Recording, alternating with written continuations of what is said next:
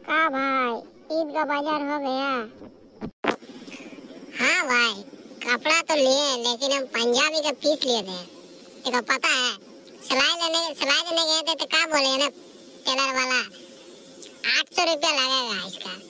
नहीं की का बे, हम तो 300 रुपया में सिलाने दिया है। कौन सा वाला टेलर है वे 300 में सिलाई करके दे रहा है? तो हमको भी बता। अभी और नहीं होगा बे 300 में, 15 रोजा पार हो गया, इसलिए रेट भी बढ़ गया है सिलाई का। तब तो हम फंस गए भाई, पंजाबी का पीस लेगा, साला रेडीमेड लेने से अच्छा होता भाई। अरे पंजाबी पीस नहीं एक्चुअली सिलाई दिली ना दी नहीं, टेलर वाला बहुत दाम बोलছে सिलाने। কত দাম বলছে রে নুনু? 800 টাকা সিলানি লিবে বলছে।